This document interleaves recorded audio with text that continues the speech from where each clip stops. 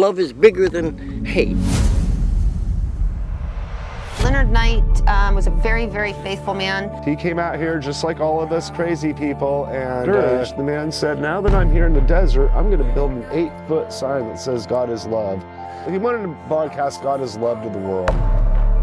If I told you one man with no money, no construction training, no water, and no electricity built a 50-foot mountain in the middle of the California desert just to tell strangers one sentence, you'd probably think I'm exaggerating, but I'm not. This place is called Salvation Mountain, and it sits right where the desert feels like it's trying to kill you. Most people see the colors and think it's just roadside art. Some see religion, some see madness, others see a miracle that shouldn't exist. But almost nobody asks the real question, who was the man crazy enough or committed enough to build this alone?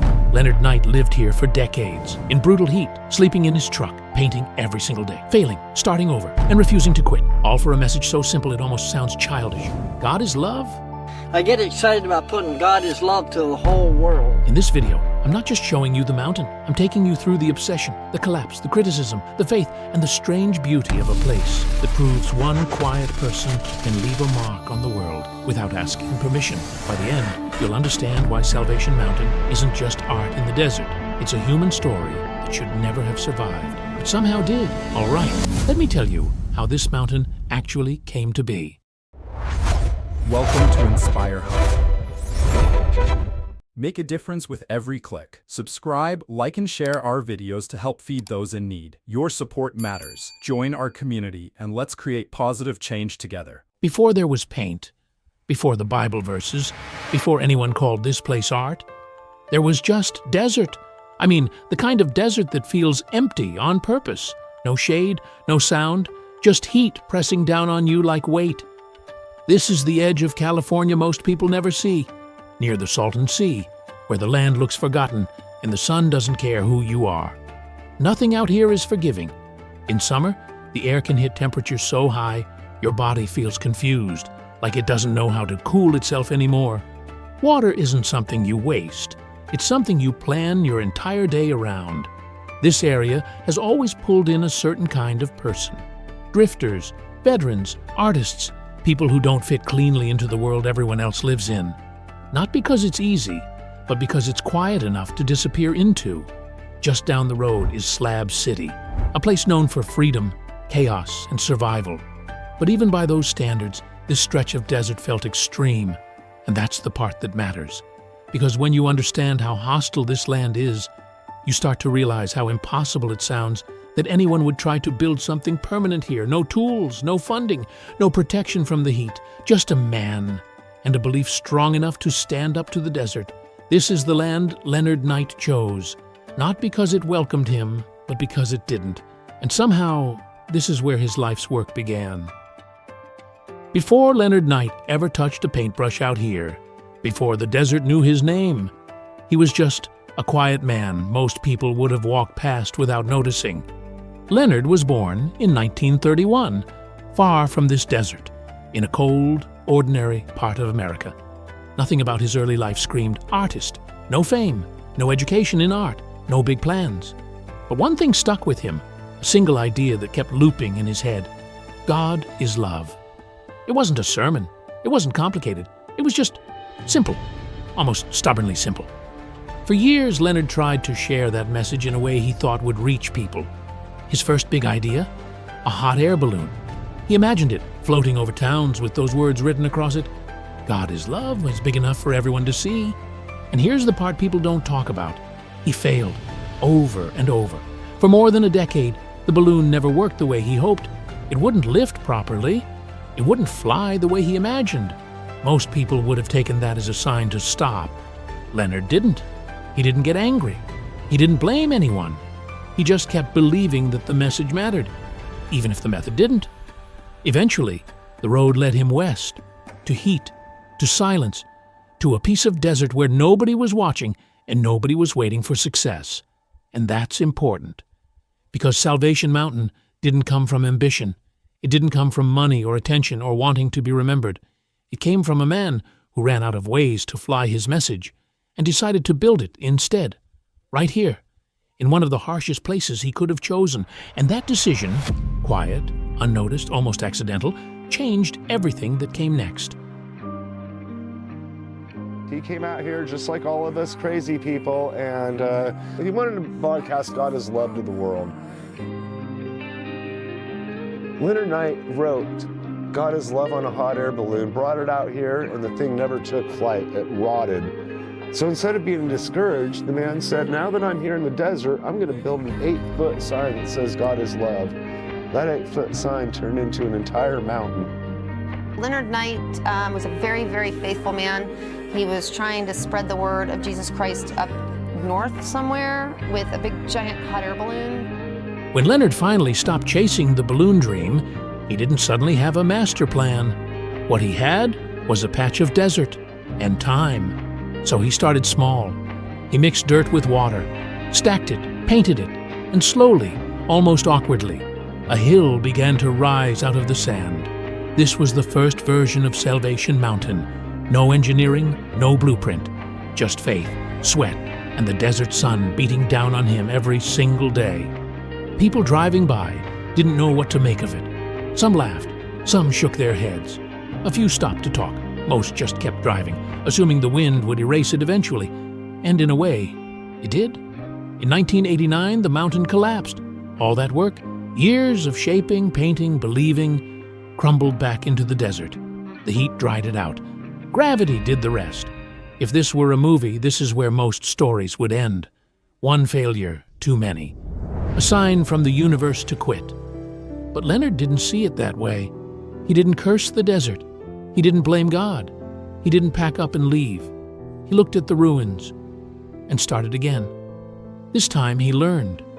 He mixed adobe clay with straw to make it stronger. He reinforced the base. He rebuilt it thicker, heavier, slower. The collapse didn't break him. It clarified him, because from that moment on, Salvation Mountain wasn't just an idea anymore. It was a promise Leonard made to himself that no matter how many times the desert pushed back, he wasn't going anywhere. One time, the mountain fell down after 15 years of my hard work, and people thought I was going to quit. But instead of quitting, do you know that I backed off 10 feet? And I says, God, the mountain broke down on me. Somebody could have got hurt.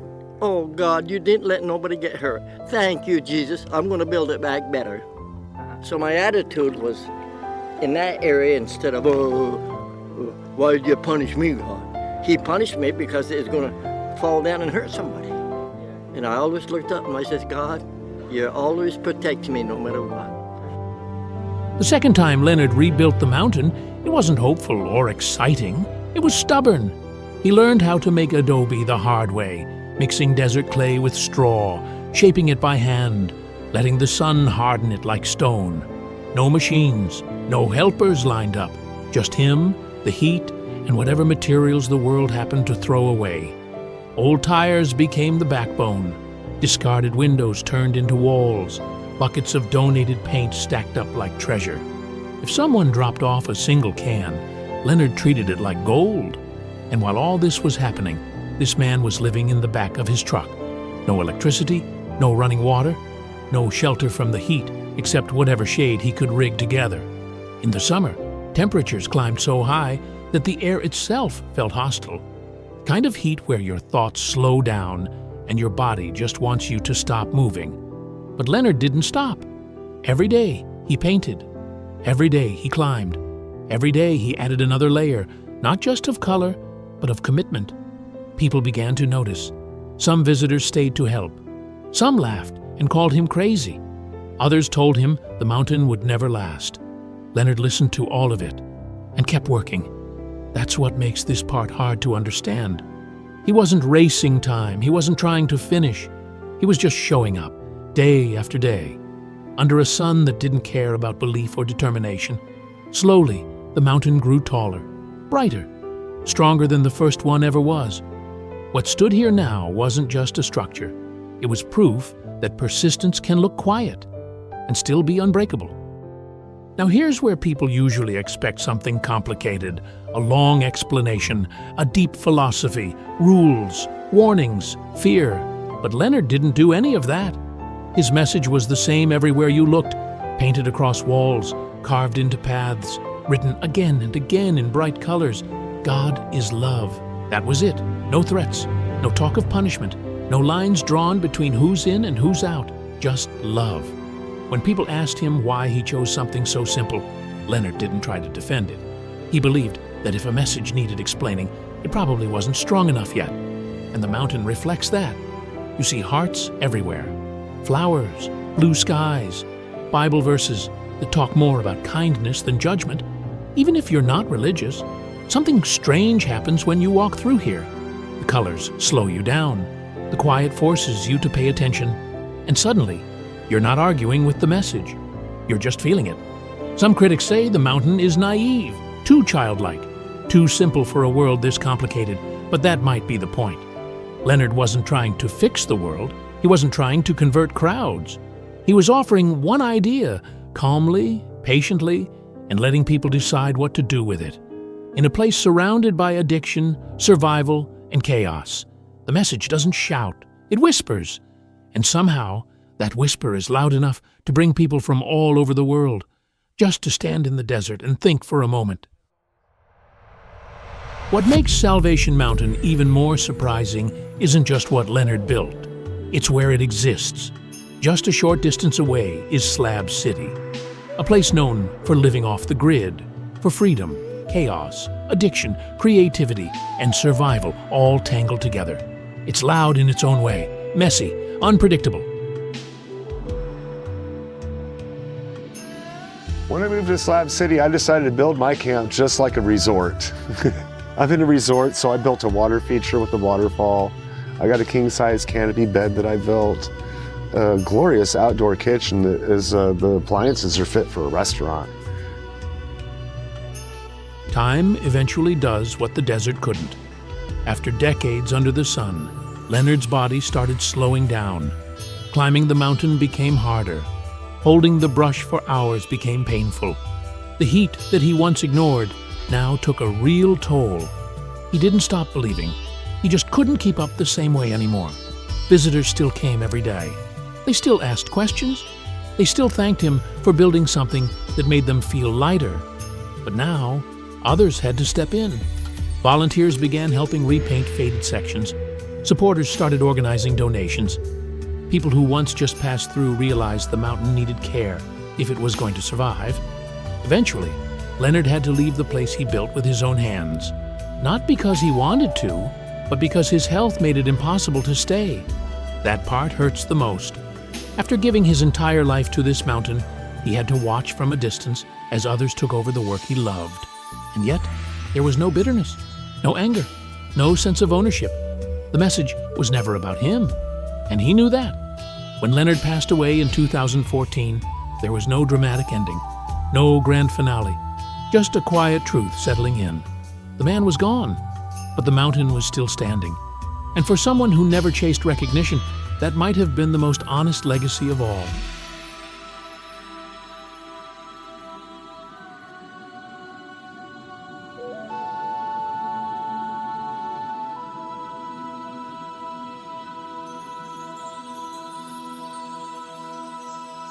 I'd like to everybody that's listening, all you big churches are going to have to love each other better and love God and love Jesus. And as you start loving everybody, people's going to love you, and love is going to get bigger and bigger and bigger, and pretty soon hate's going to disappear because love is bigger than hate. Love is the biggest force in the whole world. And I get carried away with that a lot on cameras. I can say that maybe 60 or 80 times a day in public. Yeah. I'd like to say that. Yeah. There's a tremendous love story that is coming down so big around the whole world that it's going to stagger hate. Hate is not the power. The real power is just plain love. Leonard was gone, the mountain didn't magically become safe. In fact, this is when things got fragile. Paint fades fast out here, adobe cracks. Wind, rain, and heat don't care about history or meaning. Without constant care, Salvation Mountain can quietly fall apart. That responsibility now sits with volunteers and a nonprofit called Salvation Mountain, Inc. No big budget, no government crew on standby, just people who believe this place deserves to keep breathing. Every year they repaint sections, patch cracks, guide visitors on where they can walk and where they can't. They ask for donations, not to grow, not to profit, but simply to keep the colors from disappearing. And even now, nothing here is guaranteed. The mountain still sits on public land. Rules can change. Funding can dry up. One bad season of weather can undo months of work. That's the strange truth about Salvation Mountain. It survived decades of isolation, heat, and doubt because one man refused to quit.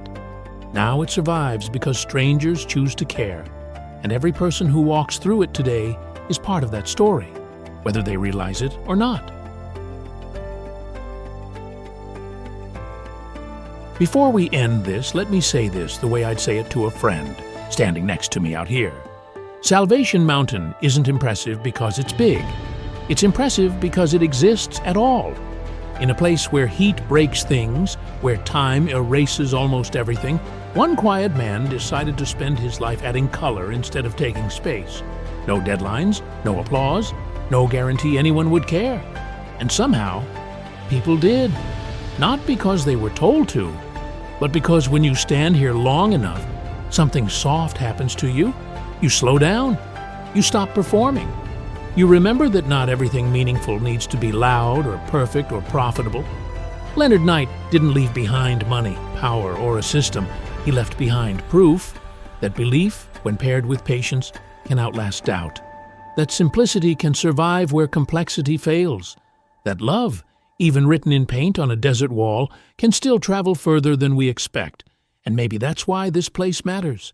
Not because it has all the answers, but because it reminds us that one honest idea, lived fully, is sometimes enough. And love is going to come down, and it's going to be so beautiful and so powerful that the world can hardly, can't accept the fact that it's happening. And it's going to happen in our time.